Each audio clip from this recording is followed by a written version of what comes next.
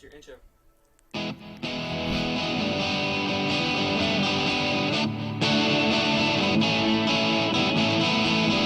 Hello, you are at the net, and welcome friends to another episode of the At the Net podcast, powered by Tex-Mex Productions. Working the soundboards in the back of the house are our producers, D-Mac and Dave the Brain. Time to say hello to your hosts, Craig Bell and AJ Shabria, as they're about to take us through 3 sets of tennis, talking life and all the news as it seems to them. Ladies and gentlemen, Craig Bell. All right. Thanks to our At the Net podcast girl, that would be the keen Margot Carter. We are keen on Margot's accent and voice and diction, and she hits a serve literally as hard as I do. Does she really? She's so good, man. Wow, 150 miles an hour? Maybe 127 20 years ago. Okay, didn't know that. Case, yeah. Well, thanks, everybody. Welcome, fans of the great game. You are listening to Season 1, Episode 62. 62, AJ, that's amazing, isn't it? 62 podcast right here of At the Net podcast. That would be AJC right here, right? Are you AJC? You bet. What's up? And this is CB1 next to me. And we are talking the great game of tennis as it seems to us. Thanks also go out to our good amigos at Tex-Mex Productions. They would be on our right. They would be Dave the Brain DeLeo from Bracket House. See your hand, Dave. There you go. There he is right there. He's making us sound real tonight. He's moving the dials and the buttons, isn't he? He can operate it, I dare say, maybe better than you, CB. Maybe. There's no question about that. Also, be sure to check out our good work on Fireside, iHeartRadio, Apple Podcasts, Google Podcasts, Anchor Breaker, CastBox, Overcast. Is that Overcast? Overcast, really? Okay, Pocket Cast, Radio Public, and Spotify. That's all the important communication sites the kids find popular today. They are popular, aren't they, out there? They are. With the kids? Podcasts are everything these days, yeah. And if you're female, sorry, guys, and would like to read the opening intro like the great Margot Carter, the keen Margot Carter, right? We'd like keen, it, wouldn't mate. it? Yeah. Keen, she's keen. Peachy keen, right? She's if you're Southern. In about 2 or 3 hours when we have an Australian on, she's going to be Ripper. She's going to be Bonzo, mate. Yeah. Just let us know. We'd love to have new people to read the intro, even in a foreign language, we might add, right? So, speaking of keen, we have a keen guest on. That would be the great Chris Lewis. Chris, how are you? Great. Thank you, Craig. Are you keen today? Very keen. Very keen. I looked high and low for a great word for the intro, and keen is a Kiwi word. Is that correct? It is very often used, but before we go any further, I want to say what a refined accent that delivered that introduction. Which one, me? Or is that Margot? Margot, baby. That was me. The Queen's English, baby. Oh, yes. Yeah, Margot has a very refined voice, that's for sure. It's not my Oklahoma accent. You know, I can twang with the best, so I don't think that I would be doing any service to our At the Net podcast. But we're glad to have Kiwi Chris, New Zealand's finest and favored son, right, from the tennis world. Glad to be here, Craig. Thank you very much. No, we're glad to have you here. Those of you who may not recognize Chris, which probably not anybody, but yeah, 1983 finalist at Wimbledon. That was a lot of fun, I imagine, wasn't it? It was a pretty good run that year. It was fun. That was certainly a fantastic memory and a great part of my life, that's for sure. Also has a couple other brothers who played a little tennis, comes from a family background, a sporting background. We'll probably talk a little bit more here in a couple of minutes. #1 junior in the world at one time, right? Not a bad resume right there. Also played with the Prince racket. That was, you were one of the first people to ever play with the oversized graphite, right? I was, and that was in the early 80s, and I think that was a time where tennis actually made the biggest technological change that it's made in the game's history, was the introduction of those oversized rackets. You imagine going from a 63-inch square inch head size to one that was 110, and there was nothing in between, so it was a massive shift. What did you use prior to that, before a Prince racket? I only know you from a Prince racket.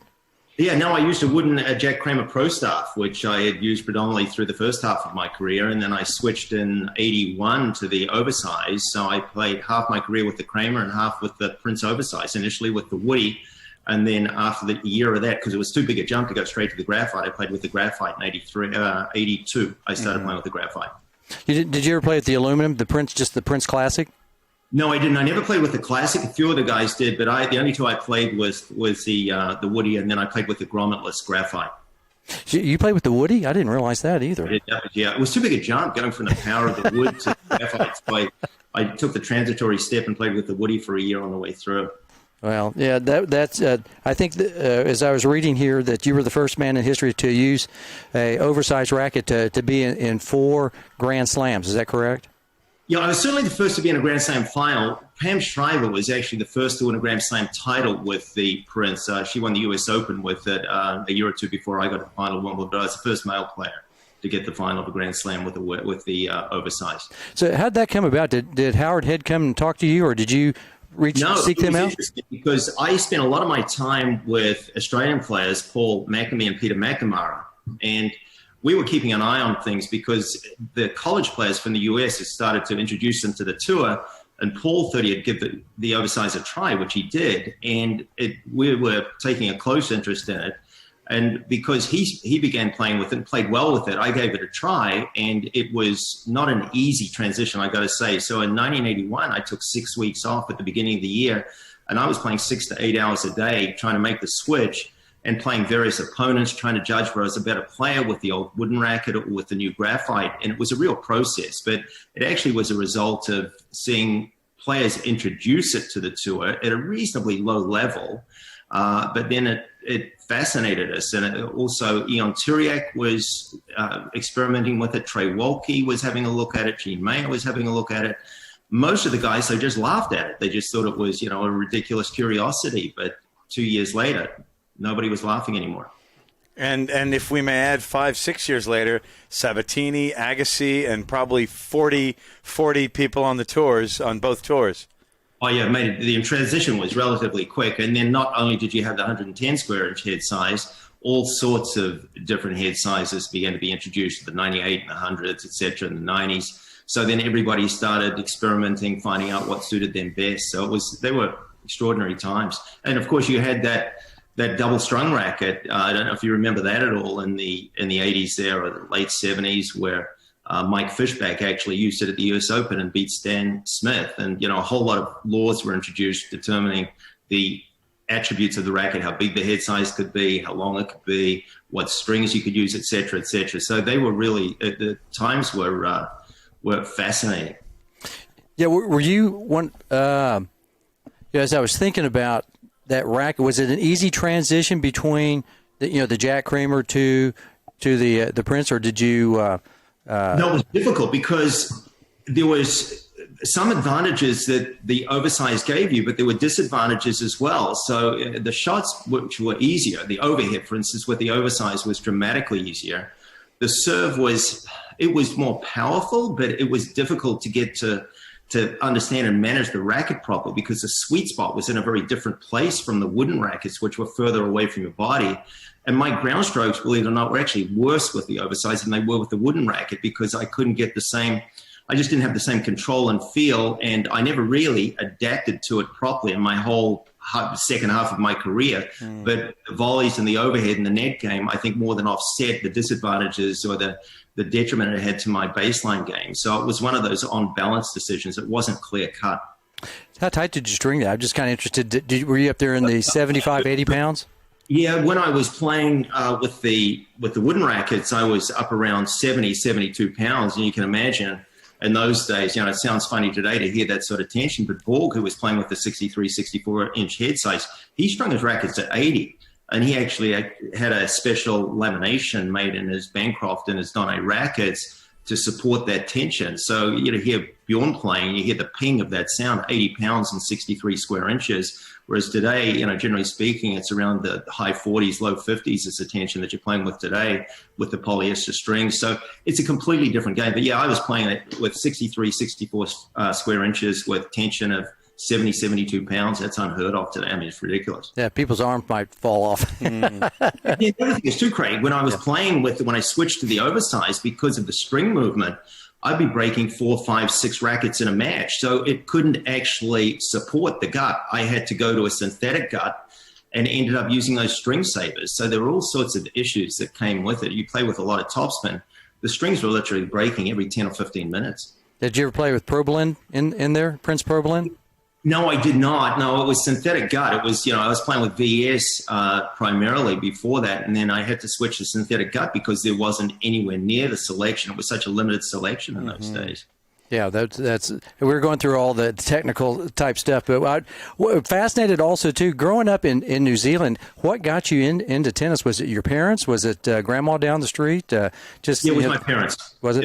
It was tennis that my parents actually met through tennis, and as a result of that, they bought a place next to a tennis club in Lower Hutt, a very small city in New Zealand.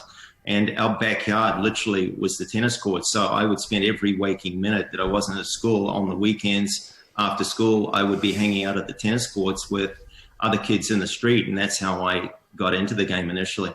Chris, a big part of your background is of course, growing up as a junior tennis player in your neighborhood and the environment.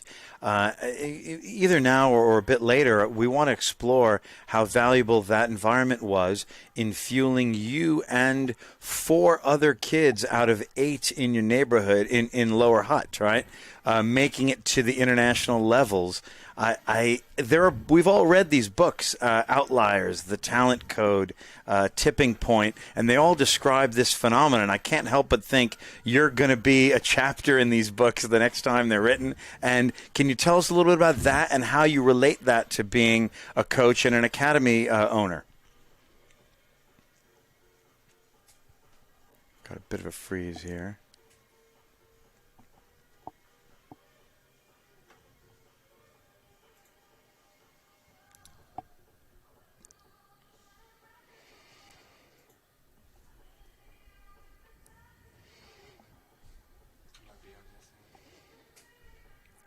Chris, I don't know if you can hear us. We've got a little bit of a freeze. There you are. There we are. Yeah, he's back. I got to the point where you made reference to the books. I had a technical glitch there. I'm not sure what happened. Yeah. You spoke about the book, The Outliers. So anything after that, unfortunately, I didn't hear. Sorry, Chris. I was saying that that your story and the story of your 4 or 5 other kids out of 8 who you grew up with in Lower Hutt made it to the international levels. I wanted to relate that. Number one, I feel like it's a chapter in these books, like The Talent Code, which really explore not just repetition and 10,000 hours, but environment as a very powerful piece of developing as a career person, as a tennis player, as a really any discipline in any sport. Can you tell us how you've used that environment that you grew up with as such a powerful tool in you coaching, being an academy owner, being a parent of 3 very high-achieving children? Yeah, well, at the time, obviously, when you're a young developing player who's just starting in the game, you don't realize the importance of the environment. But certainly in retrospect, looking back at the impact that environment had on my tennis, it was amazing. And also other ingredients, when I look at what's involved in becoming a top tennis player, is the environment is one of 3 things, one of 3 categories. The other, of course, being innate talent, and the third being the personal choices that you make. But just zeroing in on the environment, the thing that fascinated me was what was it that gave rise to the future success of 5 of those 8 players. And I think that the fun that we had is you have to enjoy yourself. I just couldn't wait to get there. So it told me that, I loved doing what I did there.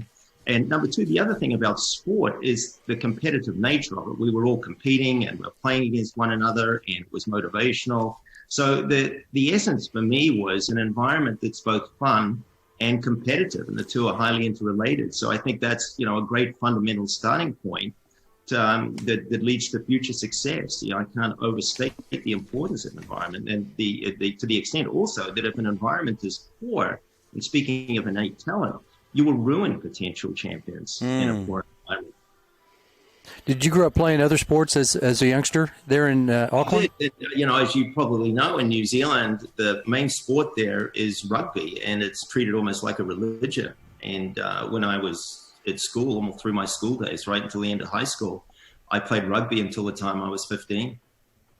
Do you think that's an important aspect that people who are listening to us that would are you like McEnroe? McEnroe said that he likes kids to play other sports. Do you think that that's important in the background of those who might be listening? If they've got kids, is that important that they try to do other things as well as playing tennis?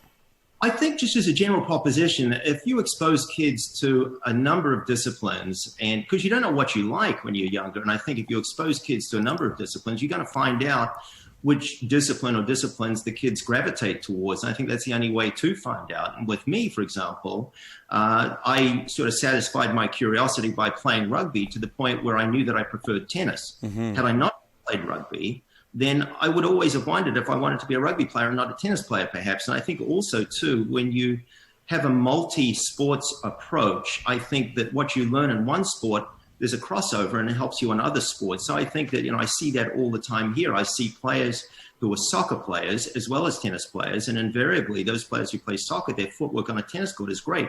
I think that they have a better understanding peripherally of what's going on. They understand points better. Having said that, I'm very reluctant to say that it should be a formulaic approach. If a kid wants to specialize from the time he's 2 or 3 years old, a la like an Agassi or a Tiger Woods, well, that's fine too. So I don't think there's ever any one set way to do it. There's a number of ways. I prefer the multi-sport approach until such time the player himself or herself realizes that they like a particular sport, and then they go exclusively down that track. I think AJ dressed in your national colors right there, the All Blacks. I wore my At the Net podcast shirt. A deal like this, the All Blacks are called the All Blacks. Obviously, they wear the All Blacks strip. But when they were playing in the early 20th century in England, there was a mistyped headline in the newspaper that referred to them as the All Blacks when it was meant to actually say the All Backs. Really? They were a running team, and then it stuck from then on, and that's how they became the All Blacks. Just a little aside as an anecdote. So nobody knows that. I did not know that. Yeah, I just knew they were the All Blacks. I just thought that I thought there might be something in reference to a mascot or something, a bird or something, all black bird down in New Zealand somewhere. That's great insider info. I like it. What position did you play in rugby? What was your position? I was first five, which is a position immediately outside the halfback. So it's a pivotal role because you're essentially linking the backs with the forwards. And I was also the kicker and the captain every year I played. And you're so quick and so fit, and we're talking about all. Did you do a haka with the boys pre-match? In those days, there's a lot more haka because it's got such appeal. I think it's a great thing when. Oh yeah.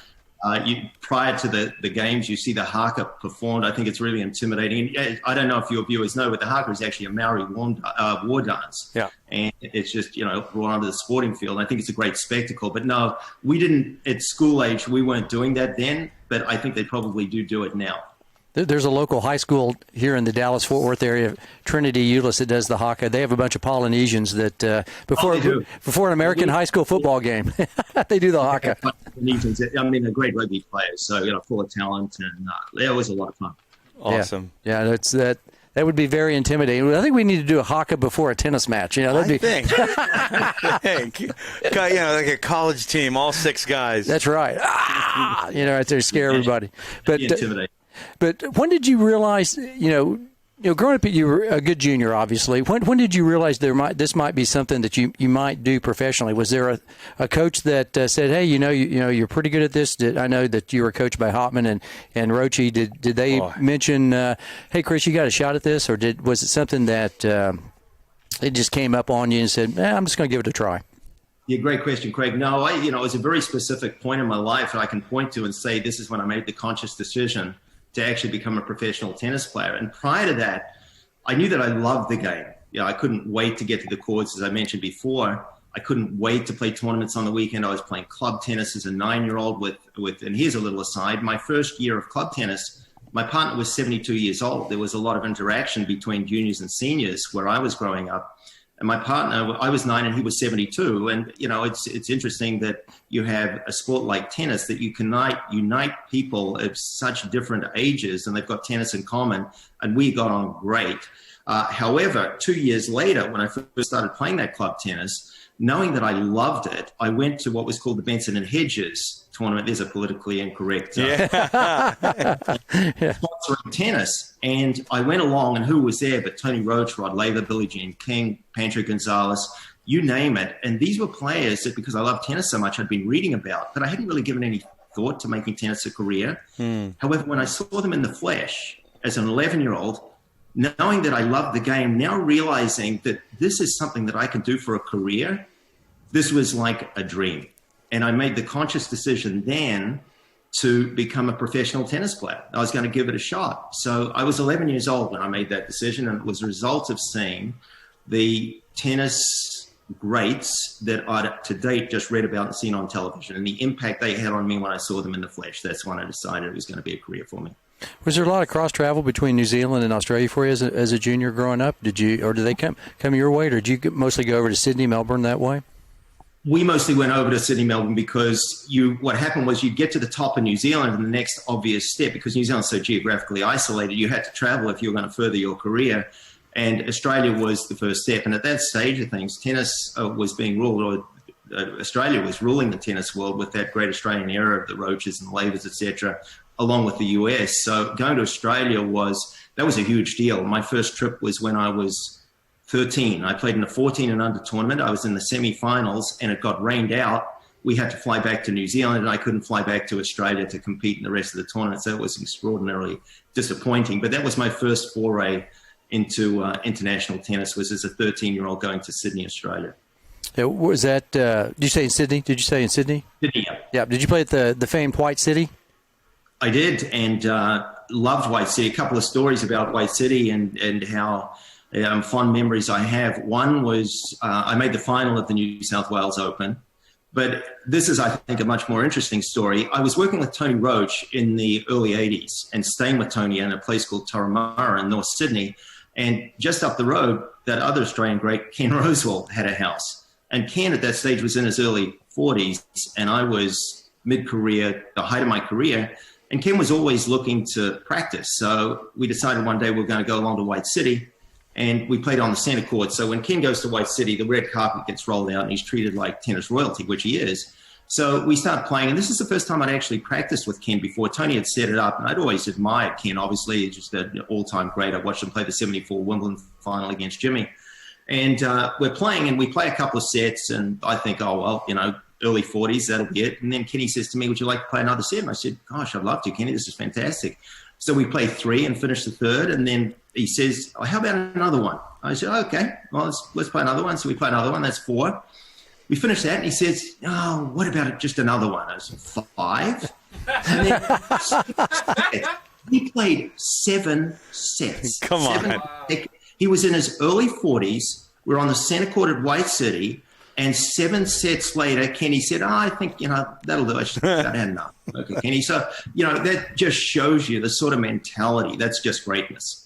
Yeah, the fitness level that those guys had at that time, I heard Hopman just used to wear those guys out, but that's why they were in such great shape. And that the conditioning of muscles, I guess, wasn't that his nickname, Muscles? That his legs. Do you know how he got that name, Craig? No, go ahead. Tell us, please. No, what happened was Mr. Hopman, I preferred him as Mr. Hopman because sure. he was a mentor. He's a legend. I think he still holds the winningest record in Davis Cup history. But he was responsible to a huge extent for the development of players like Laver and Rosewall and Hode and Emerson and Newcomb. I mean, you name it, he was part of it. He was a real disciplinarian. And anyway, when Kenny joined the rest of the group as a youngster, when he was in his teens, he was a scrawny little guy in contrast to Lou Hode, who was a physical bull. So in true Australian fashion, because he had no muscles, they called him Muscle. That's how that he got his nickname, Muscles. So it was more derogatory. They were just making a joke of it. Ironic, sort of satirical. I think it was part of Mr. Hopman's methodology was what an incentive to develop some muscles, right? Yeah. Sure. Yeah, absolutely. To call them muscles.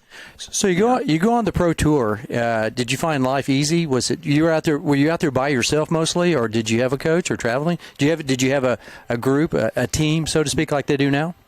No, it was not easy. Easy is the last adjective that comes to mind. So New Zealand is about as far away from the center of tennis as you can get. And the only tournaments you play until you're a certain age is local tournaments. You've got no real access to play internationally.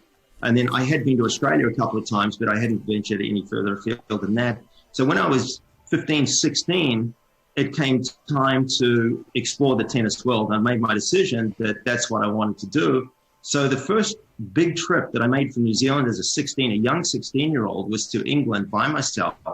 I had a one-way ticket, and it was literally going to be sink or swim.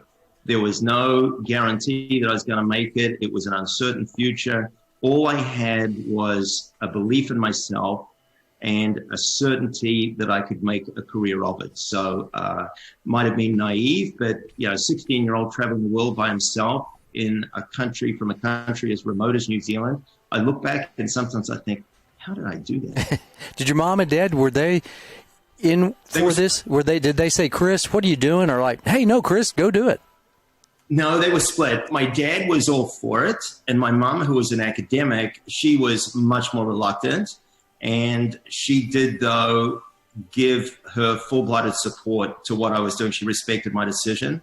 And I was pretty independent thinking and pretty stubborn, strong-willed. She realized that no matter how much she tried to convince me otherwise, she wasn't going to. So she was extremely supportive. So in that sense, I had incredibly supportive. In every sense, I had incredibly supportive parents, and they gave me my independence, and I took full advantage of it.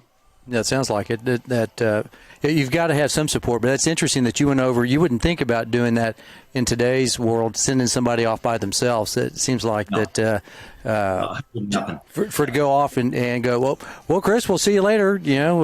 Write us, or it was hard to probably call back then. So write us a letter. Yeah. And it wasn't going to be a small trip either, Craig. It was not a couple of weeks. We're talking 8-9 months. That you're away from home, you're in a different place every week, and you're making your own arrangements. So here's a 16-year-old booking his air tickets and making sure that his schedule is in place and taking care of all the things that need to be taken care of when you're not only traveling but competing, trying to break into what is, in my view, the toughest individual sport in the world, along with golf. Yeah, no, I think it's we've talked about this, AJ and I, offline. We think it's definitely the most difficult because there's so many aspects that you've got worldwide competition as opposed to separate tours. Like in the PGA, they have the North American Tour, they have the Asian Tour, which is the Western, the Australia, Asia, China, that area, and then you've got the European Tour. Yeah, I think it's the toughest thing in sport to do. Yeah. Unfortunately, there's no team owners. You got to go out and do it by yourself. And you said it was sink or swim. At 16, did you feel pressure ever in any of those matches? Kind of like, man, I got to eat some food. I got to win this match, or I don't eat. Was there anything like that out there in your mind? Mine, Craig, was I left with a one-way ticket, so I had to make enough money to get back to New Zealand. And what happened was I was playing junior Wimbledon that year in 1974. And I was in the quarterfinals. I lost in the quarterfinals, and a gentleman from Pepsi Cola approached me after the match, and he said, "Oh, I like how you play, and we've got a junior event at the U.S. Open. We'd like to invite you to play the Pepsi Cola U.S. Open Junior Open." And he also said, and part of the deal is we will give you an air ticket from wherever you're coming to wherever you're going via New York, the U.S. Open. So that was literally my ticket back to New Zealand, and such a relief that year to actually have that in my back pocket, because until that stage, I didn't have it. You might be jumping in some boat in the cargo department and being unseen and riding back 3 months later. I made it. Yeah. But having said that, I mean, what tremendous motivation. Yes, There is pressure, but boy, does it add to the motivation when you know you've got to actually perform and earn it to survive. Yeah, there's no question about that. So by the time that you roll around and you play Wimbledon in '83, you're pretty established on the tour, and you made some money. That had to be a relief. Did when you played 6 great matches, then you come to the finals. What was it like, playing at Wimbledon in the finals? AJ and I, that's still everybody's favorite tournament that wants to win. What was it like that day? I'm sure you recall walking out. Did you bow to the king and queen at that time, the royal box? I think that was still the tradition, wasn't it? Just to give you a bit of context, so when I decided I was going to take up tennis as a career, one of the things that my brothers and I would do, we would put a net out in the backyard and we'd play imaginary Wimbledon finals. So, and then we would assume the identities of our favorite players. And when I was 10 or 11, my favorite player was actually Tony Roach. So I would be Tony more often than not, playing an imaginary Wimbledon final against my brother, Pedro Gonzalez or Lou Hode or whomever. Yeah. And now, coincidentally, Tony Roach is actually my coach. Tony became involved with the New Zealand Davis Cup team in the early 80s. And subsequent to that, he became my private coach. And I spent a lot of time at his place in Sydney and a lot of time at the various tournaments. And he was there at Wimbledon that year. And I got to say that had it not been for Tony, I would not have made the final, number one. So, but just extraordinary, the interconnectedness of things, the link between playing those imaginary finals, watching Tony as one of the players as an 11-year-old, and he being a big part of why I ended up playing tennis as a career. And now here I am being coached by him, playing in a Wimbledon final. Also, I won the juniors at Wimbledon. I think there's also a link between the fact that I played these imaginary finals and I'm winning junior Wimbledon in the final of the senior tournament. I think subconsciously that has a cumulative effect over the years. I always believed that I was going to get somewhere and do well at Wimbledon. But I'm telling you also, when I stepped off the plane, we spoke about that first trip, Craig and AJ. The first thing I did after I dropped my bags off at the hotel is I went to the All England Club just to have a look at Wimbledon, to see what it looked like. Of course, it was not tournament time. There was nobody there. And I walked in the grounds and I got goosebumps. This is the dream being actualized. Here I am at Wimbledon, the respect that I have for this place, because this is something that now I'd spent as an 11-year-old, I'm off 5-6 years later for the first time I see it. This is a long-term goal being realized. Here I am in the gates. Now I'm playing here. Now I'm winning junior Wimbledon. And now here I am winning 6 great matches at the world's greatest tennis tournament, at the world's greatest venue. The feeling of walking out on that court, it's not tennis anymore. So you walk out there, and especially the semi-final against Kevin Curran. Margaret Thatcher was actually in the stands that day, and I don't know which member of the British royalty was there that particular day, but Margaret Thatcher was certainly there, and she actually stayed to the end of the match, even though it wasn't her initial intention. It was a long match, and it went well into the evening. I think it finished about 9 o'clock. But yeah, you walk out there, and you bow to the royal box and the whole procedure and the tradition that it's established. That is the ultimate feeling of any places that I've played. There is no question that the biggest occasion is the Wimbledon Center Court. Yeah, I still think they should have that tradition. I don't mind royalty and bowing and a curtsy or something. I still think that they should do that, because that's just part of our game is tradition. It gets passed on from player to player, generation to generation. I think AJ and I probably did the same thing. We were at when we were practicing, we made some matches up in our mind, but to be able to actually walk out there and go, man, I am here and I cannot believe it. I'm sure you're sitting there pinching yourself going, Chris, what the hell are you doing here? Yeah. At that point. It is surreal, because the Wimbledon final, for instance, I think it's the third most watched sporting event in the world after the Olympics and the World Cup soccer. And you've got a full stadium of 15 to 18,000 people. You've got hundreds of millions of people watching on television, and here you are on center stage. And subsequent to actually that Wimbledon, I played a couple more, but I've been back a number of times with Deborah, and we've sat in the players' stand, in the players, right by the players' box, in the royal box. And I'm looking at a final, say, between Federer and Djokovic, thinking I was out there 25, 30 years earlier. And here I am 30 years later with somebody who's extremely special to me, sharing the memories of what it's like to play. So my whole life has had something to do with Wimbledon. It's just an incredible venue. Also, the other thing I'd like to say here, too, speaking of Tony Roach, I wasn't very demonstrative when I was playing. However, in that semi-final against Kevin Curran, when I hit the first match point, Tony Roach was up in the players' box, and I, for the first time I think ever, looked at somebody during a match, and I looked up at Tony and acknowledged the input that he had, the contribution that he had to my game, and sort of nodded to him, saying, Tony, this is for you. Had you not done what you've done for my game, I wouldn't be here. So, that memories like that, just incredible. Yeah, share a time like that with a coach and a person that was so special to you. Did you ever get to play him and beat him for real? I played Tony twice. Yeah. And one of the matches was an exhibition. It was after the Australian Open. And they asked a couple of us, I think it was Tim Gullickson. We just played the final of Adelaide. And then after the Australian, we played Tony and John Newcomb. I lost to Tony in 5 sets. And that was that one. Then I played him in Davis Cup in Adelaide. I believe it was the late 70s, early 80s, and lost to him in a reasonably tight match, but never beat him. I mean, Tony was a great player. Had he not had that elbow injury, I think he had a greater win-loss record over Rod. Just lost to him in, the final of Wimbledon there and won the French. And this is how great he was. I think he's the only player in the history of the sport to win the French Open, serving and bowling. That's how great a server he was. Awesome. Speaking of Roach, you were coached by Roach. Roach has had a big hand in Ivan Lendl's career, who you also coached. Roachy coached Roger Federer, and I know you probably know Peter Carter, who had a big hand in Rogers' game. Tell us some common links between all these champions, including yourself. And if you could, maybe you could dive in a little bit to the past, the things that you thanked Rochi for on that semifinal and on the match point. What were some of those elements, besides, of course, fitness and backhand volley, which you share with Tony?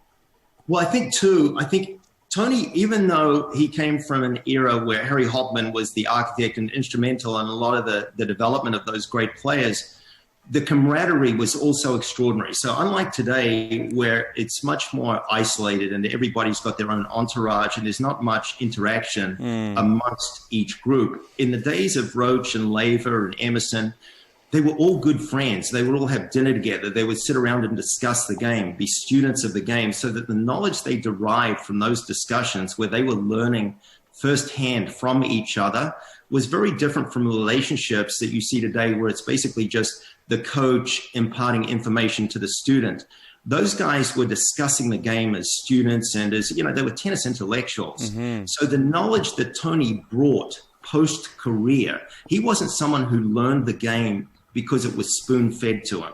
He was somebody that learned it firsthand. He came from a very small town called Tarcutta in Australia, and his father was a butcher. So he learned his tennis on a wall, and then one thing led to another, and he's now on top of the tennis world. But speaking of Mr. Hopman, he would invite players like myself and Paul McNamee to dinner with visitors like Lou Hode and Rod Laver and Ken Rosewell. They would come and visit Mr. Hopman, and he would invite us to the dinner, and we would listen in on the conversations these guys would have discussing various matches at the very highest level of the game. And the intellect and the knowledge was just quite extraordinary. So when I was first exposed to Tony, learning about what he did to develop his backhand volley, learning what he did playing people like Rod Laver, and the principles, even though the game is very different, the principles involved are universal and not timeless. The things that go into making up a great player 30 years ago, 40 years ago, are identical when you talk about the mental attributes to the things that go into making up a great player today. And I'm convinced that if you got a Roach or a Laver, if they grew up in today's context, they would also be champions. There's no question. So you're getting the benefit from people who are the very best in the world. And they're the best in the world for a single reason, is they can do things that other people can't do. And you've got direct information, a direct line to that knowledge. And that's why it's no accident that Tony had an involvement with people like Ivan Lendl, who until the time, I think he held the number one spot in the game for longer than anybody else in tennis history. And then Roger comes along and Tony has an involvement with him. Those guys don't suffer fools gladly. That's how great Tony was. That's a remarkable link between them all. Hey, Chris, do you mind bringing a little bit of that environment and a little bit of that wisdom that Tony imparted to you all and you've imparted to people you coach? Can you talk a little bit about how you're bringing that not just to your house as a remarkable parent with Deborah and 3 remarkably high-achieving kids, but also to your academy? Yeah, well, with Mr. Hopman and Tony, they certainly weren't guys that spoke for no reason. Every word that came out of their mouth had meaning and had purpose. So here's an instance that I'll never forget with Mr. Hopman. I went to his academy, and how I met Mr. Hopman the first time was that when I won Junior Wimbledon, I actually beat one of Mr. Hopman's proteges in the final, Ricardo Icaza from Ecuador. Oh, yeah, South American guy, yeah. Yeah, great guy. And Ricardo's a great guy. So Mr. Hopman came up and introduced himself after the match. He said, I'm Harry Hopman. I said, Mr. Hopman, I know who you are. He said, I would like to invite you down to my academy in Florida. I couldn't get there soon enough. So off I went. So I'm there in the first week or two, and then we're doing drills, and Mr. Hopman's just observing. And then he comes on the court after watching me play a shot, and he said, Chris, did you ever consider playing that shot there? And I thought about it, and I thought, no, I never have. And here I am thinking that I'm somebody who's pretty good at strategizing. And here's Mr. Hopman saying the first sentence. And it's like, I've never thought of that.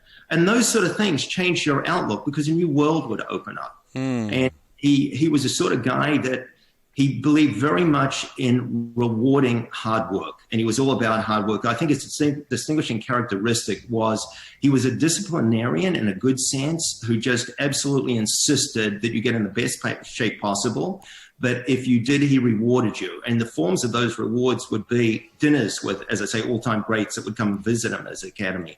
But he would also keep an eye on you. So after the long day, McNamara, we would go out on the golf course, and Mr. Hopman's house overlooked the golf course, and he'd be out there, we didn't know it, on his balcony with the binoculars, checking who was running and making notes. And he saw that the guys that were putting in that extra effort, going above and beyond, they're the ones that got afforded special treatment. So, for example, I'd be at Wimbledon practicing with Gerolaitis, another protege of Hopman's, and there was Mr. Hopman picking up balls for me and Vitas Gerolaitis prior to Wimbledon starting. And here's, this iconic coach out there picking up balls. So he would do anything for the guys that he thought deserved it. On the other hand, if he didn't think people deserved it, he wouldn't really give them very much at all. So it was very, he was like that. Tony was the same. He would do anything for you, incredibly generous with both his time, with his advice, just unbelievably class act, I got to say. And I think, when you look back at that great golden Australian era,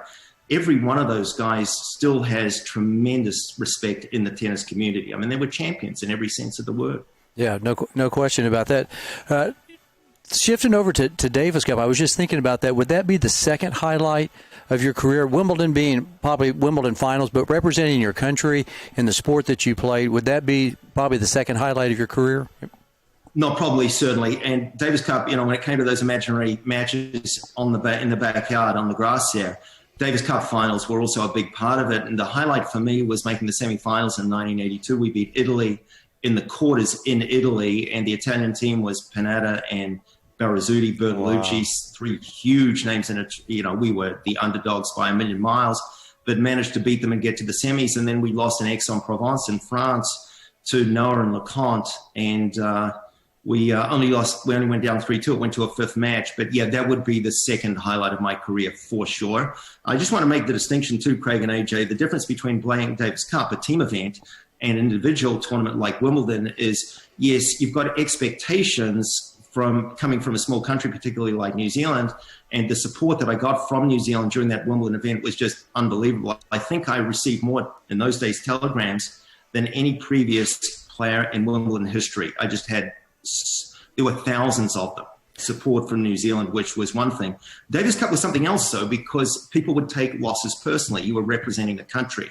You weren't playing for yourself. So in that sense, it's very different. And the pride that I felt being able to fly that Davis Cup flag for New Zealand and make the semifinals for, a country of 4 million people playing against France and Italy and the great European tennis nations, and only going down 3-2 in the semifinal against France, it's even today a tremendous amount of pride in that achievement. Yeah, were your parents probably pretty proud of you at this point? Your mom going, Chris, maybe that academic, you thought pretty good. Yeah. Yeah. Great, Chris. No, I think that'd be great to sit there and go to. Was Italy? Did you all play in Rome? Did you play? A place called Cervia, which is on the coast, and it was a resort type area. But funnily enough, there's an extraordinary coincidence. It was the same day that Italy won the World Cup soccer in Spain, I think. So the day that we won Davis Cup against them, the Italians were celebrating their World Cup win exactly the same day on the Sunday. And here we were out on the streets in Italy in the revelry. It was just incredible. And of course, we were attending all the festivities were for us. But yeah, the Davis Cup was forgotten and superseded definitely by the win in the World Cup. It was an amazing time. Social distancing wasn't being practiced at that point. No. They weren't in the vocabulary in those days. Gosh, what a different world we got today, Craig. Oh my goodness! Man. AJ and I, we're like brothers, so we're like family. So we know each other. So it's just we practically live together. Honestly, it seems like we do. We talk all the time. It's like just about every day. But thinking about tennis going forward, does New Zealand? What's New Zealand tennis like these days? What's your thought on the Kiwis? I've been totally removed from it, obviously, because I've been living in the US since 2005, the last 15 years. So I was heavily involved prior to leaving for the US. My brother Mark and I ran a development program there for Auckland tennis. They were very controversial times, I got to say. I don't want to get into the politics of it, but it was interesting days. And we set up a development program there that was actually highly successful. I don't know if you know the name Marina Arakovic, who ended up becoming number 39 in the world, but she was the product of a talent identification program that we had in place there. We ran it for 9-10 years, and we couldn't have been more pleased with the results we achieved. But it became a political hotbed, and hence I got out of it and moved to California. So these days, there's some really, really good doubles players from New Zealand, but the singles players, it would be nice to have the days when there was only Parron and Brian Fairley, myself, and Brett Stephen, Kelly Evenden. We haven't had days like that in the singles arena for a while, that's for sure. Mm-hmm, yeah. So what about our American tennis? What do we need now that you're over here helping the young minds over in this part of the world? What do you think we got to do to get back to supremacy, to be with Djokovic, Rafa, Fed, the King? What do we got to do? Well, Craig, I must say, the first thing we must do is to have everybody go back and read the article Chris Lewis wrote 5, 6, 7 years ago, no? No? It tells the story beautifully, no? Just a skeletal outline. Here's my take on things in the U.S., just as an impartial observer. Is I think there's a tremendous amount of coaching ability in the U.S., as there's always been. There's an enormous amount of knowledge, ex-players, people wanting to be involved, and I just don't feel as though the environment, speaking of environment, is conducive to taking full advantage of that expertise.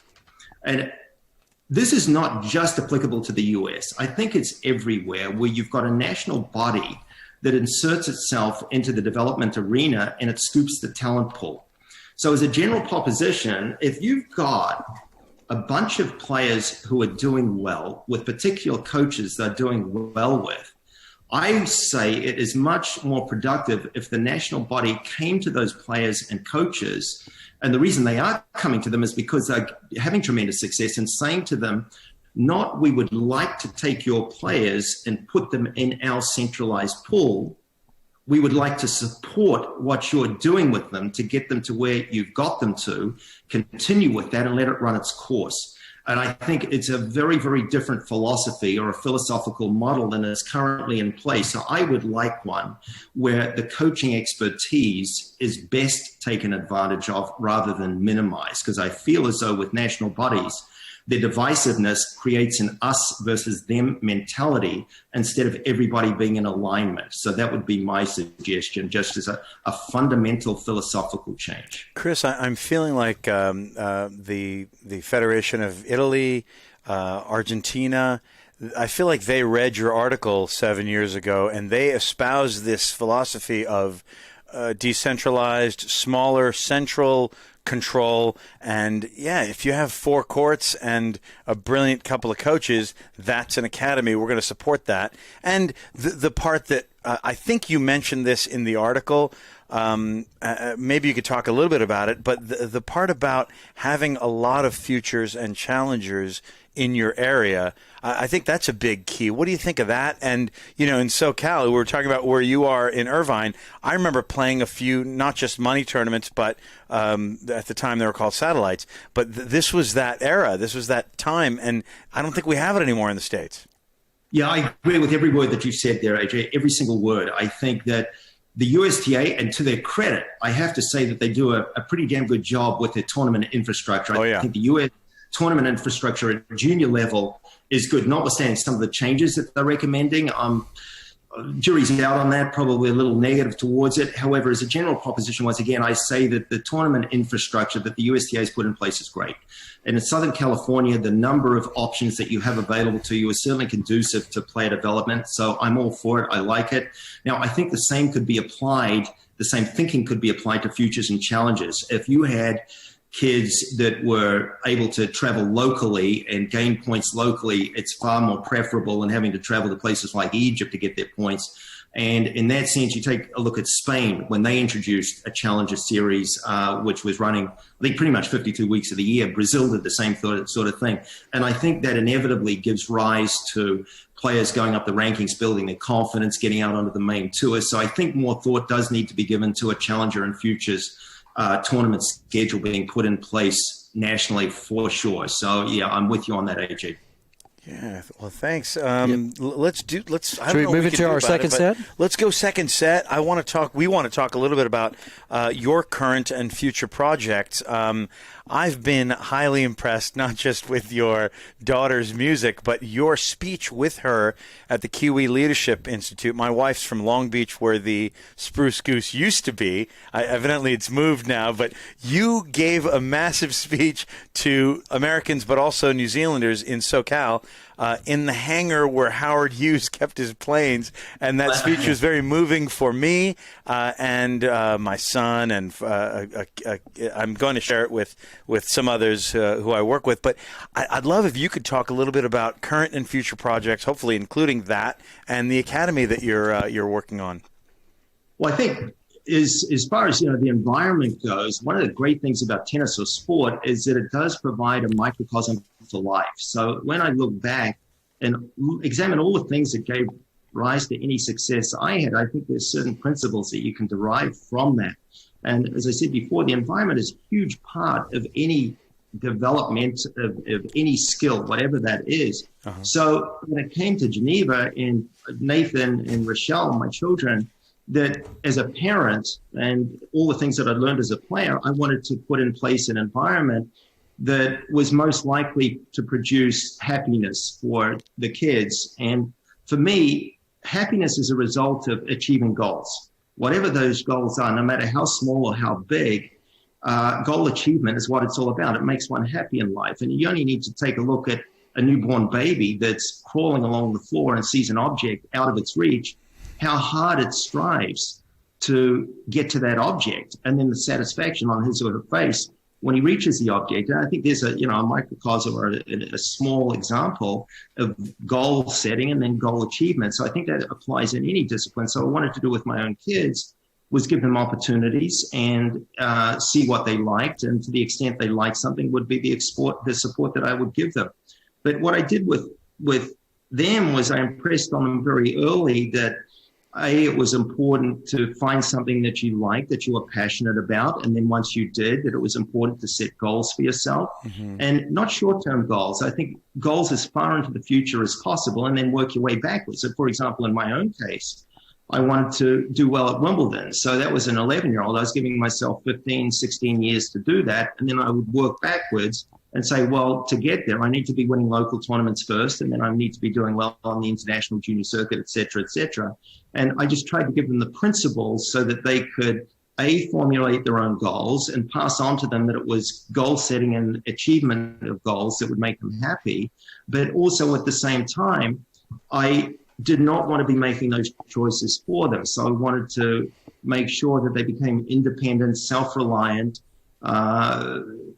adults who were very capable because of their competence in whatever field they chose to make inroads. And I feel that, I've done that reasonably successfully. And I think that it's as a result of my tennis career that I've been able to formulate the principles that I've been able to apply both with my own family and also in our academy, where I think that the environment that my partners and I have put in place is most conducive to player production, kids enjoying themselves and being stimulated and having competition and being able to deal with pressure, etc. But at the end of the day, I think that the important thing is you've got to equip kids to become self-reliant, independent, thinking and acting human beings. Chris, as an interviewer, a broadcaster, a coach, and a parent, I can smell it when somebody is simply parroting something about hard work. It was very substantial and genuine, and I sensed self-actualization when Geneva talked about how passionate she was and how happy she was working hard. And again, I joke about Rafa being so humble, and I do my coach telling me to work hard, and I probably say it 6 times a week, whatever, twice a week on a show. I hear it every minute. Yeah. That's all he says, Craig, you need to work hard. Well, we have to work hard. No, Craig, we have I keep hearing that in my always improving, David. But there was such sincerity. Tell us a little bit about the environment that raised that. And I only know of Geneva, not as much Rochelle and Nathan, but they also play cello and piano, right? Where and Geneva is the violinist. Yeah. Nathan the oldest, he plays violin. He's a great pianist. He actually plays viola. So anything musical. He actually, and Rochelle, cellist and somewhat pianist. She's a graduate of Boston University in music performance. So they've all done extremely well. But yeah, in all cases, it was them choosing music as a career, and they just gravitated towards it. I have no musical background whatsoever. Their mum has no. Wait a minute, Chris. You've met Elton John, David Bowie. You've partied with all these cats. Yeah. You've got some musical background, man. Yeah, unfortunately, none of that music talent rubbed off with me. I can tell you. Music is not my forte. Having said that, if I came back in another life, I wouldn't mind being a musician. It certainly appeals. It's just that, we spoke about innate talent before. Yep. I got none.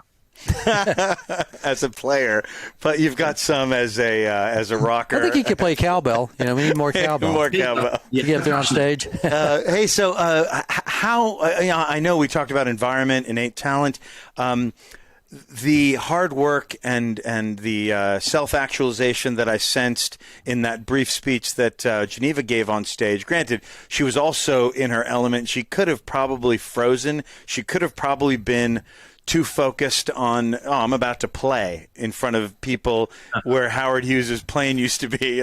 But she wasn't. She was very natural. How are you raising, and I happen to know one of the guys that you've coached, how are you raising that environment, that kind of player in your academy?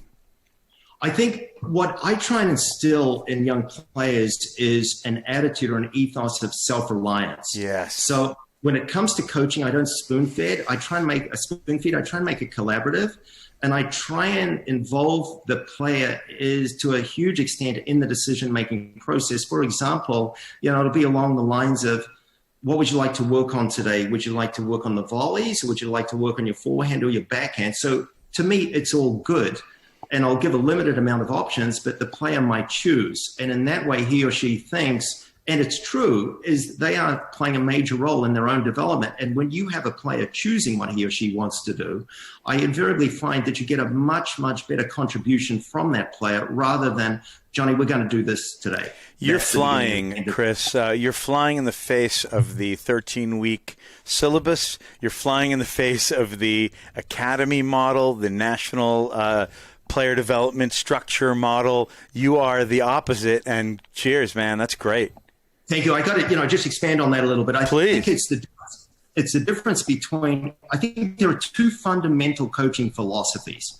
Number one is the philosophy where you start with a predetermined model, a prototype or a blueprint of the way the game should be played. Mm-hmm. And then you try and impose that blueprint on every player with whom you work, instead of looking at the individual and treating that individual as unique, which they are, because everybody's born with different characteristics and attributes, in the same way that John McEnroe could never have been a Borg and Borg could never have been a McEnroe. They wouldn't have suited each other's personalities. You couldn't have Roger playing like Nadal and Nadal playing like Roger. It would not work. So if you took your prototype as Roger and you were saying to a 14-year-old Nadal, look, Rafa, that forehand just doesn't cut it. You got to hit like Roger.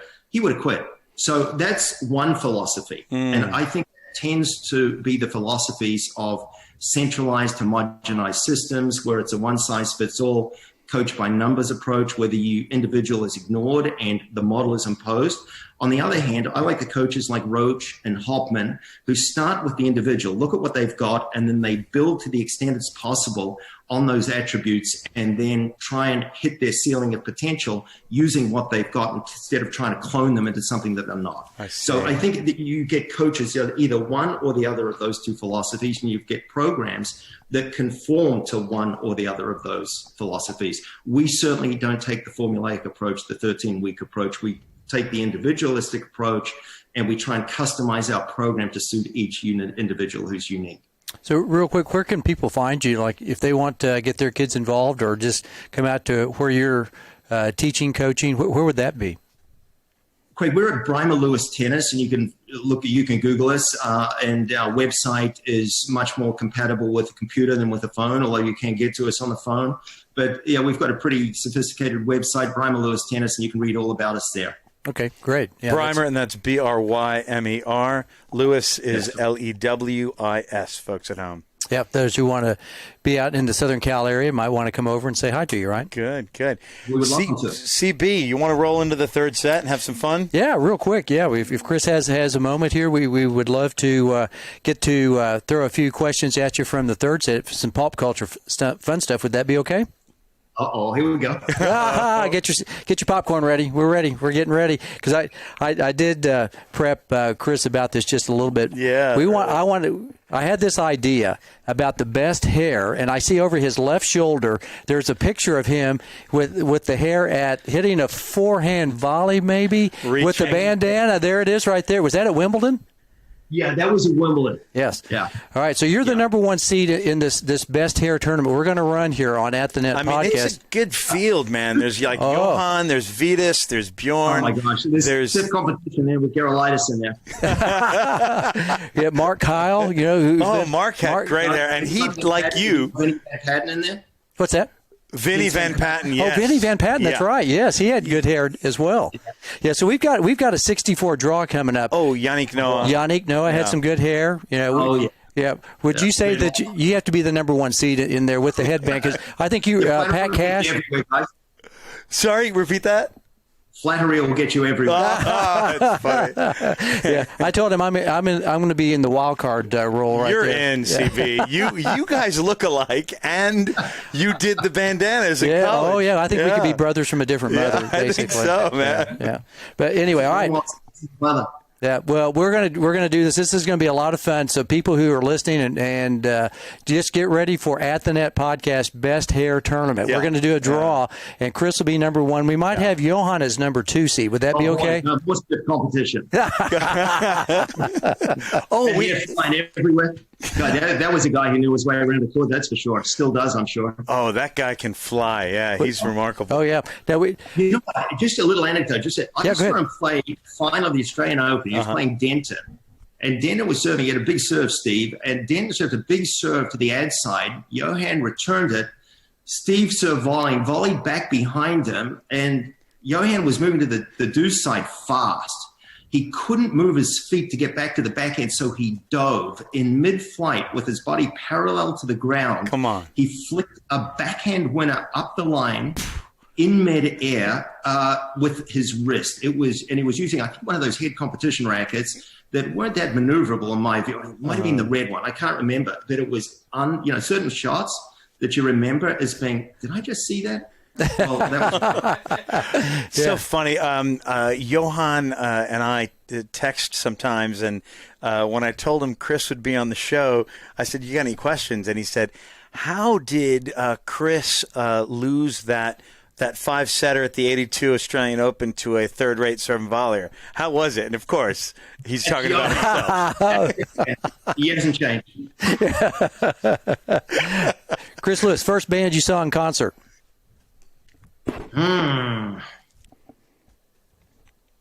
I think, gosh, the first band I can't remember, but the first time a group had a huge impact on me was actually the Beatles, and it was a song called Revolution. Oh, interesting. Awesome. Really?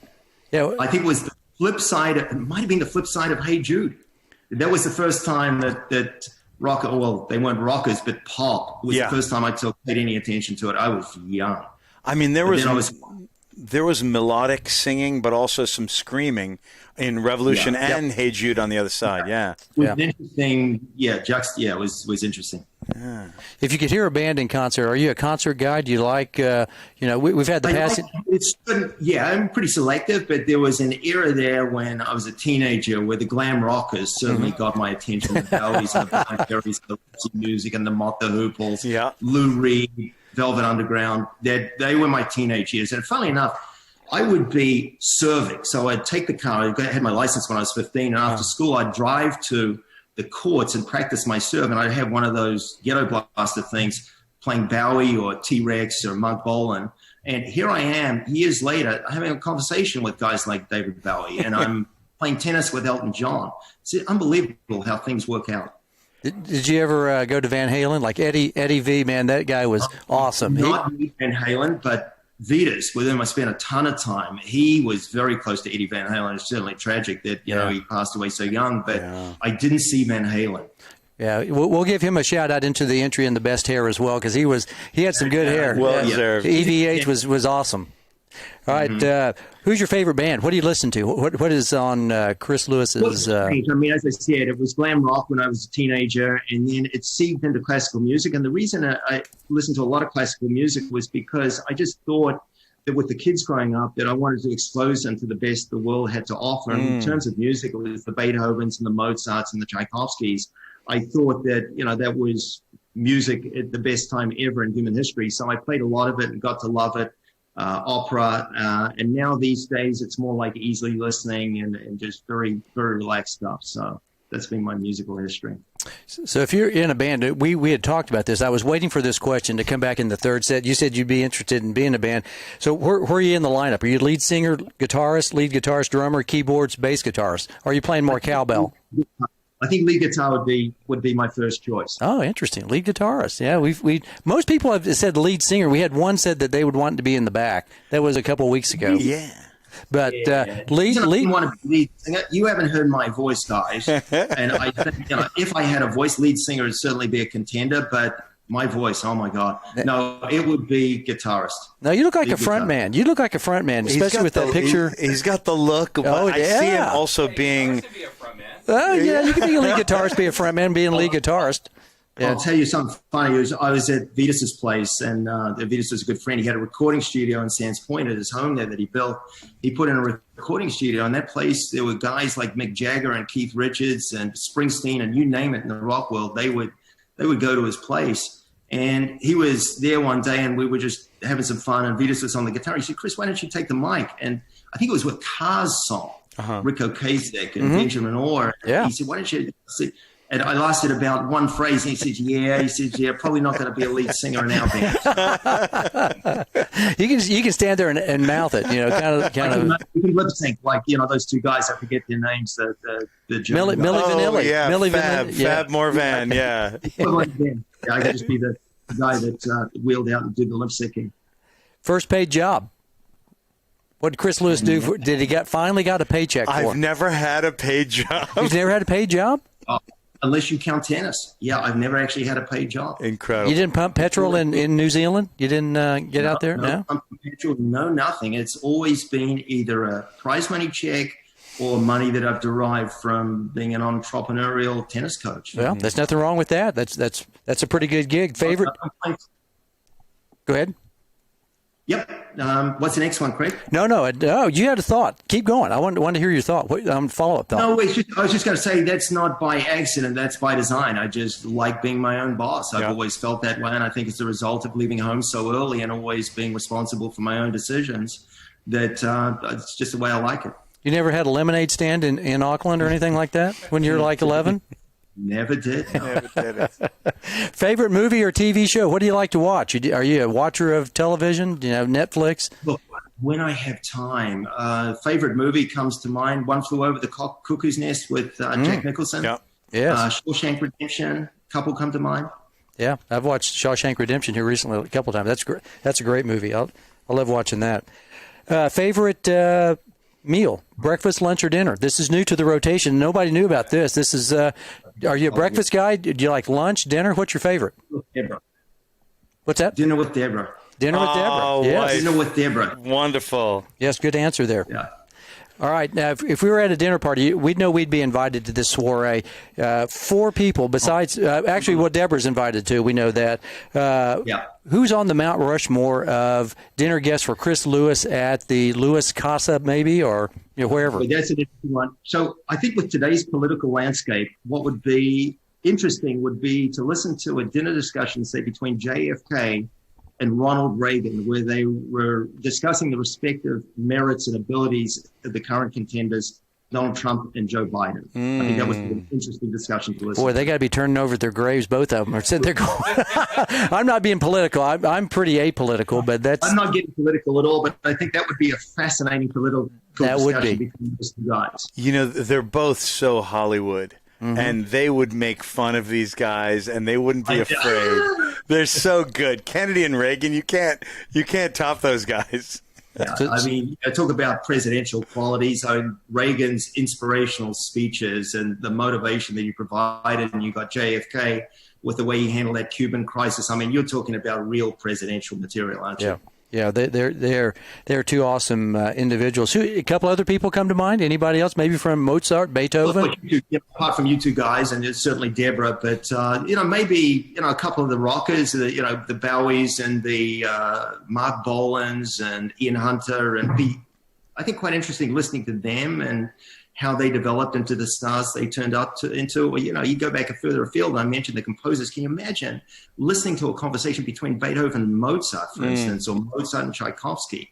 I think that would be extraordinary. Yeah. I mean, these guys, you're talking about the best musical period, I think, in the history of music would be the Tchaikovsky, Beethoven, Mozart, that era then. I talk about the top of, you compare that.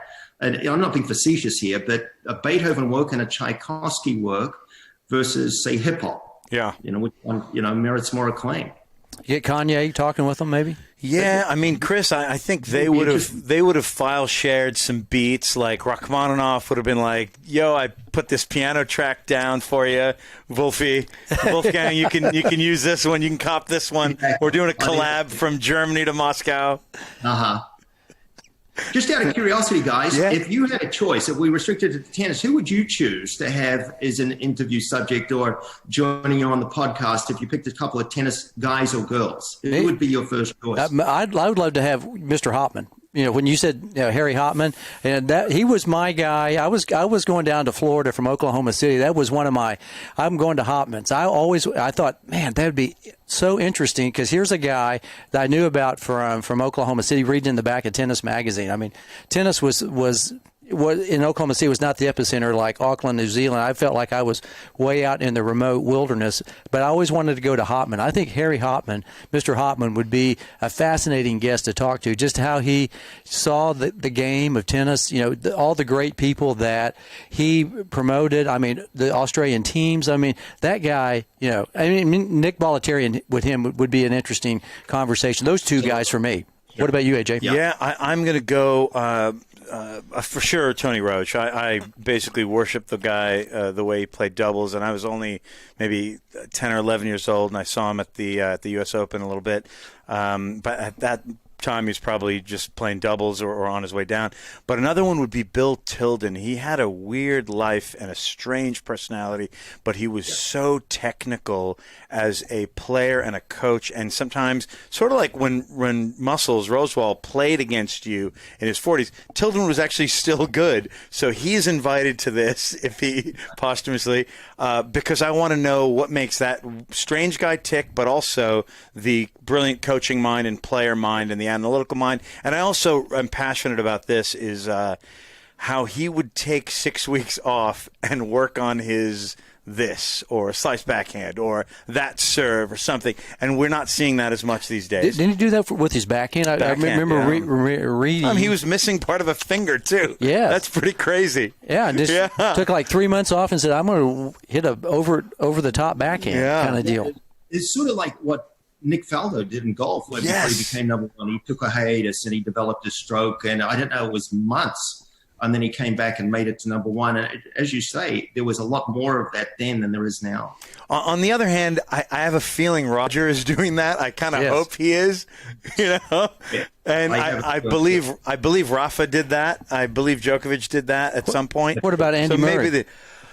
It's great. I've had some time off. I think you can tell by my voice. I'm very excited to talk about my. Are you having haggis? Are you having some haggis with Judy? My problems with the hip and the other hip and the other hip.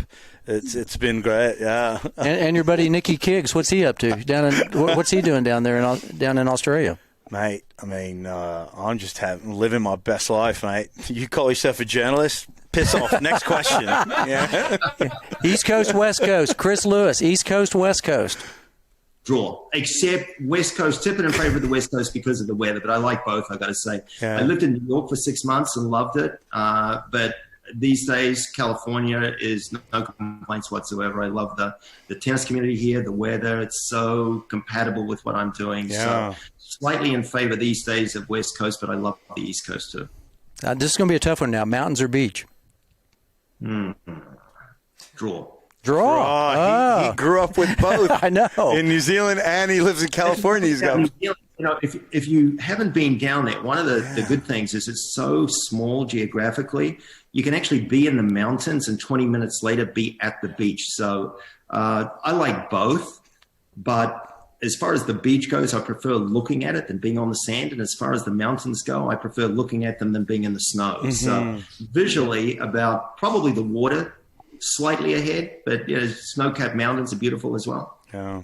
What about sunrise or sunset? Are you a morning person or are you a night owl like me? I like the fact that there's another day ahead, and I like seeing the sunrise, and here's another promising day with which to take advantage of. And having said that, I'm a fan of sunset as well. I think it's beautiful, but especially after a productive day and you feel satisfied that you put in the work, and both good, but a slight edge to sunrise.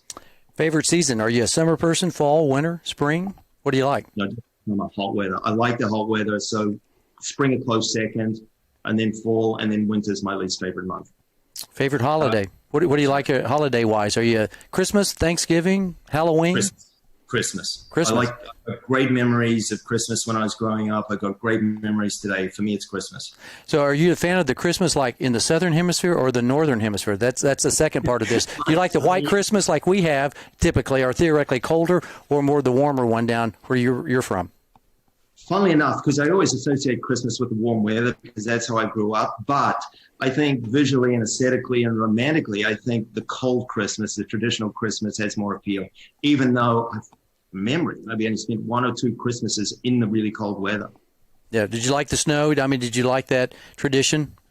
I like the tradition, but I don't like being in the snow. Too cold. Yeah, I'm not there either. I'm a summer guy like More you of a guys. beach, yeah. Yeah. What do you like to do in your spare time? If you have a spare time, do you ride surfboard? Are you a surfer or are you a skateboarder? No. I like going to movies, for instance. I got no spare time. Time is something there's never enough of.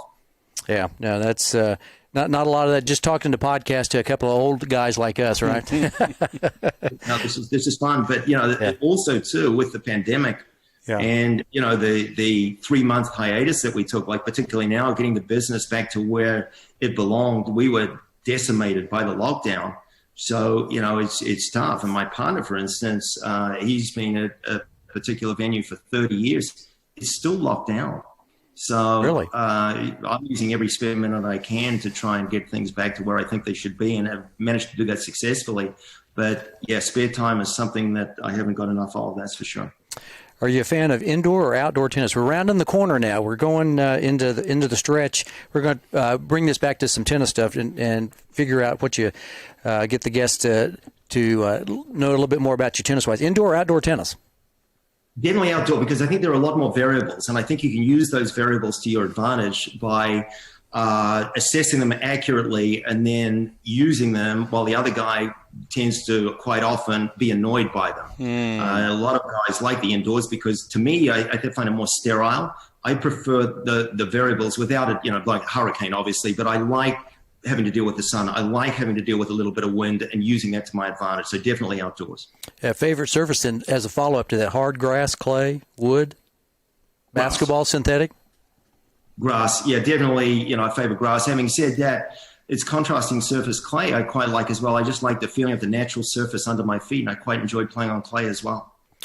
I wanted to ask this question also, too, because I was thinking this would be a good one. Was there a tournament that, when you hit a shot, that you knew you were a player? I mean, because you're a cerebral thinker, and I've asked this question a few times, not all the time, but I wanted to throw this back in there into the rotation. Was there a tournament when Chris Lewis went, you know what, I can do this? Was there a moment in your life?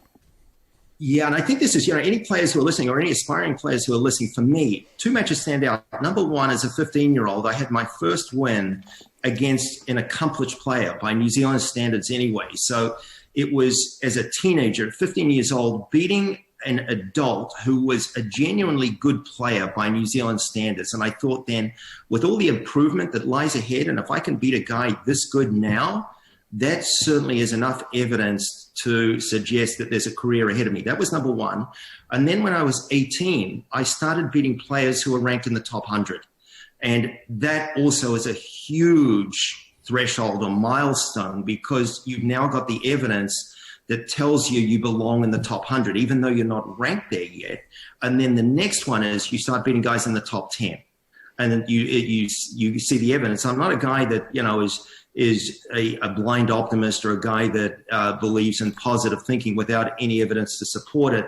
You need those milestones to tell you that you're on the right track and that you're meeting your goals and that you're as good as you believe you are, and this proves it. So they would be the three, actually. 15-year-old against an accomplished player, 18-year-old beating top 100 guys, and then 19-year-old guys beating guys in the top 10. Yeah, it kind of solidifies in your mind that you're a player. I found that fascinating because you're a big thinker, and so I thought there had to be a moment in your mind when you cross that threshold and go, I got this. Or maybe not got this, but at least in your mind you're kind of like, hey, I'm not that bad after all. When you grow up and you're watching the guys with the high rankings and doing well internationally, you don't get the opportunity to play them. You've got to earn your way. It doesn't just magically happen. So you're wondering how good they are. You don't know until you actually play against them, and it's an ordeal. You go and play somebody that you've previously only watched and read about. Now you're up the other end playing them. As I did when I was 18, I played Ilie Nastase, who was setting the world on fire at that time. He was right at the peak of his career, and here I am at 18 playing one of the best guys in the world, maybe the best at the time. And you don't know before that match how good he is until you actually get up the other end of the court. That's quite daunting. And then you find out that you can compete with him, and you walk away from that match a different person. Did you give him a go? Did Ilie? No, it was easy, 2-2, but at the same time, assessing it, I thought, okay, I can see in a year if I could develop, then I'm capable of giving this guy more than a good run for his money. I actually ended up beating him later on in my career, which was extremely satisfying. And it's those moments when you go into the unknown, playing players that you just don't know how you're going to. You play junior players, you play a guy who's ranked 13 in the world and you're ranked 300. You don't know, and that's quite daunting. And it's overcoming those challenges is what leads to becoming a genuine player. Did Ilie go a little off the rails, so to speak, during that match when you beat him? I'll tell you what he did. We were it was the U.S. indoor circuit, and it was the players who made the last 16. They picked the 16 best performers, of which I was one. And I was playing Ilie in the first round, and it was a packed stadium in Hampton, Virginia. I think the seating capacity was something like 10,000 people, and it was full. I mean, he was a rock and roll star. And at the beginning of the match, the first point, he turned around to the people in the audience and he said, "Who's going to bet that I can ace this punk on the first point?" That was the match. It's an intimidatory factor. He tried to, I'm going to show this guy who the boss is. He realizes an 18-year-old is going to be nervous playing Ilie Nastase, and he's going to do his best to rub it in and make you aware of it, which he did. Do you like to watch tennis on TV currently? Are you a fan? When I got time, once again, I do. I like watching it. I like watching the game, and I like, particularly what I like doing from a coach's perspective is picking one player whose game I like and then try and anticipate where they're going to hit the shot prior to them hitting it. And I always advocate that to the juniors, is that watch tennis, watch great players, identify with somebody, a player you relate to, and try and anticipate where they're going to hit each ball before they hit it. And that will, to an extent, give you evidence or give you information about how well developed your strategic ability is. So I like doing that. Who would you like to have played in your career? Did you play everybody that you wanted to, or was there somebody that you didn't get to play in your career that you would have liked to have played? You know what? I would have loved to have played, players before me. I would have loved to have played Lou Hode at his best. And, in the context of growing up in that era and playing Lou, because still a lot of the Australian greats today, they point to Lou as being their idol and their hero. And I saw him hit. He came to Hopman's camp academy. Mr. Altman's camp would have been in the 70s, and I got to see him play and hit a ball, and he still, hit it extremely well, but obviously he's well past his prime. So Lou Hode, and then I would have liked to contrast that with, say, Roger Federer in today's context and just get a comparison between the two, because they, obviously two all-time greats. That would be fun, Hode and Roger. Yeah, no, that'd be a lot of fun playing those guys. Did you ever have an embarrassing moment in tennis? You had any, did you try a tweener that didn't go successful, or fall down? As far as tweeners went, I only hit a few. I played one against Rosewell at White City when I was 18 or 19 on the center court in front of a packed stadium, and ended up actually hitting a great shot. I lost the point. I'll never forget that. But I can't think of anything actually that was really embarrassing for me. You didn't fall down, do the splits or anything like that? No, nothing. No. Any superstitions or rituals back in the day? Did you yourself? I mean, I like practicing the same routine each time. I like, I would like playing early in the morning. I would like doing things, getting in a routine, but not for superstitious reasons. I would put my left sock on and then my right, and my left shoe on and then my right, but I don't know not a superstition. No, yeah. Chris isn't superstitious. He's not even a little stitious. No stitious? Not at all. You'd step on the lines when you walked, like off to the to sit down and towel off? No, it was funny. The most superstitious guy that I admire is a lovely guy, John Yule, South African. He wouldn't take more than 7 steps in the same direction. I was watching him one day. I was trying to figure out, what's John doing here? Yeah, exactly. He was constantly stopping and then taking a different direction. And then I started counting his steps, and it was like, 7 steps is the max. So there was some superstitious element there for sure. So you combine that with his not stepping on the lines, and it was fun to watch him. Yeah, you probably say, "Hey, John, you took 8 steps." You can throw him off. He's like, "What? I took 8 steps." Yeah, you went to a planner, the match would be over. He taught Rafa everything he knows about water bottles and labels and all that. Oh, my God. It's all there. OCD deluxe, isn't he? Good grief. Yeah. So would the sport you've played would have been rugby if you didn't play tennis? Or is there another sport out there maybe? No, I don't. I tell you what, this is an interesting one, because rugby is a team sport, and I think I have a mentality that's much more suited to an individual game. And for me, even though golf is not competitive in the sense that you're playing, it's not adversarial, but it's unbelievably challenging inwardly. So it's all introspective, and it's you're playing the course, you're not really playing other players. That certainly has a tremendous appeal. I think given a choice between a team sport and another individual sport, I would play golf, would be my suspicion. Because golf, is it pretty big in New Zealand as well? I mean, around the States, it's really big. Yeah, funnily enough, my brother Mark, who plays, he just loves playing. And he was in a class. They were in class together, a guy called Frank Nobilo, who ended up on the pro tour at a very high level. And Mark grew up with him. He used to play rounds of golf with him when they were teenagers. So Mark, my brother, loves golf to this day. And I had the opportunity to play a lot more golf when I was younger. However, didn't get round to it because I was always on a tennis court. Yeah. If you wouldn't have been involved in sports, what would you be doing right now? What would Chris Lewis be doing if sports wasn't in your life? I think it would be something instructional, because I like the idea. What I love about tennis, too, is it's so objective. It's results-driven. Your success isn't determined by what somebody else thinks about you. There's no subjectivity at all. So I think, what I love today is seeing these juniors improve and achieve their goals and the satisfaction that they get from achieving those goals. So I think it would be in something that was instructional, where the results were quickly measurable, where I could see the satisfaction that kids get from achieving those results. So whatever that would be. What's your favorite tournament? Wimbledon, without a doubt. Yeah, no hesitation there. For sure, Wimbledon. I figured that. We had the button here, so I had to cue that up. That was our NBC Breakfast at Wimbledon music. That's right. We both grew up with. And it best represents what the sport should be. I'm a purist, and I think Wimbledon is as pure as it gets. I love going there to this day. I think it represents the best that tennis has to offer. I just love the place. No, I love this music. We had to get this music because we were sitting here thinking about one of the greatest intros in in the game of our sport.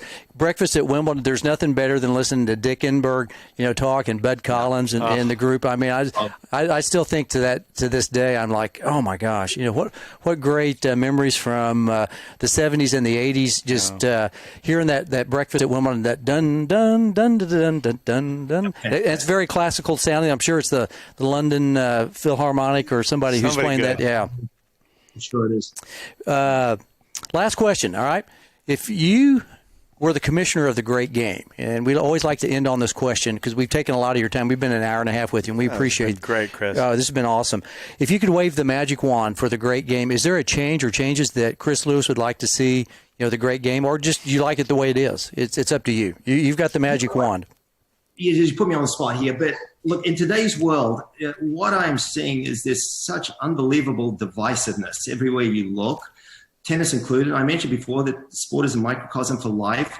And what I hate to see is a great game like tennis being factualized to the degree it is. So I would love to see there be much more of a harmonious approach where entities were in alignment. And I would like to see that outside of tennis as well. There's just too much divisiveness and too much hatred towards a group that you don't happen to be part of.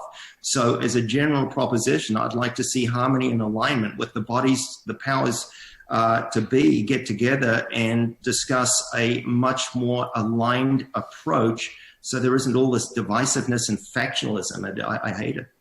Yeah, well, that's a great answer right there. And we want to thank you for your time, Chris, because we know that you've carved out some time for us today. Thank you, Chris. This is really a blast. An hour and a half. I mean, to spend with a legend, a keen legend like Chris Lewis, Kiwi Chris, from down under, that's up here in the States now and doing a great job in the Southern Cal area.